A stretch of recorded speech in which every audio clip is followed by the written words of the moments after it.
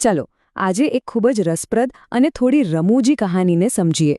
આ કિસ્સો SB Hindustani channel પરથી લેવામાં આવ્યો છે અને એ એક એવા ગામનો છે જ્યાં અચાનક જ અંધાધૂંધી ફેલાઈ જાય છે. તો આખી વાર્તાનું કેન્દ્રબિંદુ આ એક જ સવાલ છે. ગામમાં એક એવી અદૃશ્ય તાકાત છે જે આતંક મચાવી રહી છે, લોકોને ગમે ત્યારે ગમે ત્યાં મારી રહી છે, પણ કોઈ એને જોઈ શકતું નથી.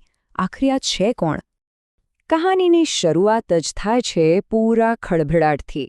ગામના લોકો એક પછી એક માર ખાઈ રહ્યા છે, પણ કોણ મારે છે, ક્યાંથી મારે છે, કોઈને કશી ખબર જ નથી. આ સાંભળીને જ ખ્યાલ આવી જાય કે ગામમાં કેવો ડરનો માહોલ છે.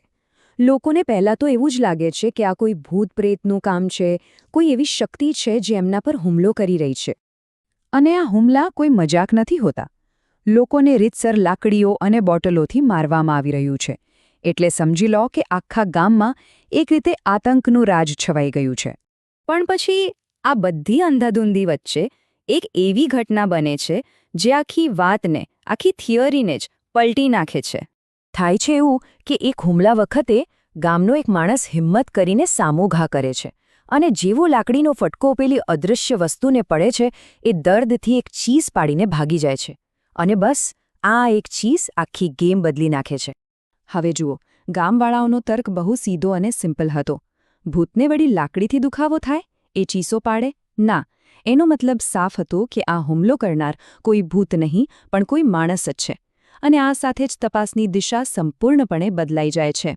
તો હવે જ્યારે એ નક્કી થઈ ગયું કે આ કોઈ માણસનું જ કામ છે, ત્યારે ગામવાળા પોતાની તપાસ શરૂ કરે છે. અને શંકાની સોય સીધી જઈને એક વ્યક્તિ પર અટકે છે. પણ આ કહેવાતા પુરાવા કોઈ નક્કર સબૂત પર નહીં, પણ સંજોગો અને જૂની વાતો પર આધારિત હતા. જેમ કે એ હુમલા પહેલાં જ ગુસ્સામાં સભા છોડીને ગયા હતા, એમની પત્ની મેલી વિદ્યા જાણતી હતી અને બીજા હુમલા વખતે એ હાજર નહોતા. લોકો ફૂમતા કાકા પર વધુને વધુ શંકા કરવા લાગે છે. એમના પરિવારનો જે જૂનો ઇતિહાસ હતો એને જ આ હુમલાઓ પાછળનો હેતુ અને રીત માની લેવામાં આવે છે. હવે તો ગામવાળાઓને લગભગ ખાતરી થઈ ગઈ હતી કે ગુનેગાર ફૂમતા કાકા જ છે. એટલે આખું ટોળું એમના ઘરે પહોંચી ગયું એમનો સામનો કરવા માટે. અને ત્યાં જ જઈને એમને જે જોવા મળ્યો એ એમના માટે જાણે કે સૌથી મોટો પુરાવો બની ગયો.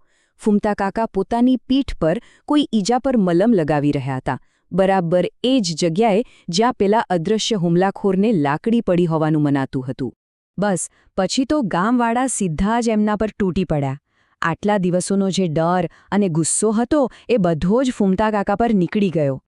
ફૂમતા કાકાએ પોતાની ઈજા માટે એક બહુ જ સાદું કારણ આપ્યું. એમણે કહ્યું કે એ તો બાથરૂમમાં લપસી પડ્યા હતા, પણ આવા ગુસ્સા અને શંકાના માહોલમાં એમની વાત કોણ માને? ફૂમતા કાકા ખૂબ જ દૃઢતાથી પોતાની નિર્દોષતા સાબિત કરવાની કોશિશ કરે છે. એ પોતાના છોકરાના સોગંદ ખાઈને કહે છે કે એમણે કંઈ નથી કર્યું અને એમને આવી કોઈ જાદુઈ શક્તિ નથી આવડતી. અને અંતે એ પોતાનો સૌથી મોટો બચાવ રજૂ કરે છે, ભગવાનના સોગંદ. એમના સમાજમાં આનાથી મોટી કોઈ વાત ન હોઈ શકે. પણ આટલી વિનંતીઓ અને સોગંદો પછી પણ ગામ લોકો માનવા તૈયાર નહોતા. એમણે એક છેલ્લી ચેતવણી આપવાનું નક્કી કર્યું. ફૂમતા કાકાને 2 દિવસનો સમય આપવામાં આવ્યો. આ 2 દિવસમાં ગામની સભામાં આવીને બધું સાચું કબૂલ કરી લેવા માટે કહેવામાં આવ્યું. અને આ મુલાકાત કોઈ સમાધાન સાથે પૂરી નથી થતી, પણ એક ઠંડી ધમકી સાથે પૂરી થઈ છે. એક રીતે એમને સજા સંભળાવી દેવામાં આવે છે. અને આ રીતે આ રહસ્ય વણ ઉકેલ્યું જ રહી જાય છે, જે આપણને વિચારતા કરી દે છે કે શું ગામલોકો સાચા હતા? શું આ ન્યાય હતો? કે પછી માત્ર એક વ્યક્તિને નિશાન બનાવતું ટોળું હતું? આનો જવાબ તો કદાચ ક્યારેય નહીં મળે.